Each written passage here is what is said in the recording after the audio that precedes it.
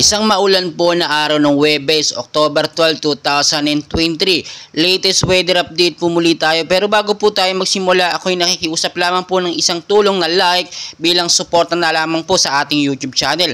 So patuloy pa rin pong binabantayan. Ito nga pong si Super Typhoon Bolaben na ngayon nga po may estimated na layong 2,190 kilometers east of extreme northern Luzon po yan. So makikita nyo sa ating pinaka-live radar, no? Extreme northern Luzon na po ang kanyang tinatahak at posibleng nga po magbago ang kanyang direksyon anumang oras. Kaya kung makikita po ninyo, apektado tayo, no? Extension nga po yan ng lakas itong si Super Typhoon Bolaben kahit nasa labas po siya ng Philippine Area of Responsibility. As of now, no, pumalo na nga po sa 280 kilometers ang lakas ng kanyang hangin. Malapit pa rin po sa sentro na may bugso naman pong pumapalo sa 310 kilometers per hour. Pa-northwestward po ang kilo sa bilis naman po na 20 kilometers per hour. So masyado pong malakas ito at talaga nakita naman natin super typhoon category na talaga ito na dapat hindi natin pwedeng baliwalain lamang.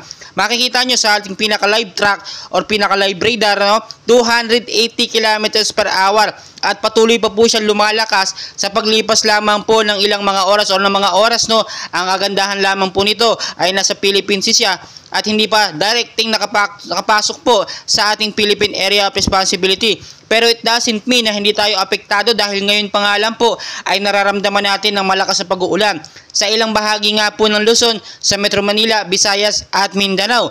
Makikita nyo mabuti sa pinaka-live track natin yung kanyang direksyon and hopefully tuluyan na nga po itong lumayo, no?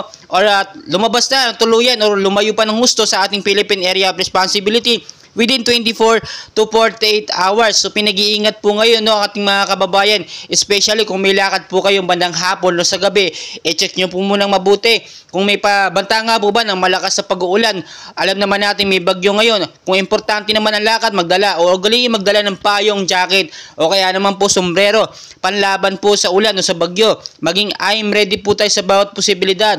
Mag-ingat yung mga lugar na bahay, especially sa Metro Manila, yung mabababang lugar dyan dahil sa patuloy nga na pag-uulan. Linisin yung mga estero, yung mga kanal, tanggalin yung mga basura para makadaloy po na maayos ang ating mga katubigan.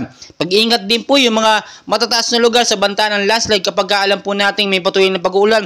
Posibleng lumambot ang lupa at yung maging cause ng landslide, no?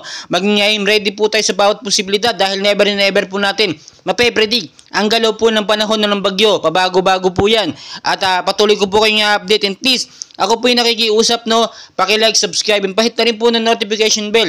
Paki-share na rin sa ating mga labons para aware sila sa ating binabantayan na Super Typhoon Bolaben. Maraming salamat po sa inyong lahat.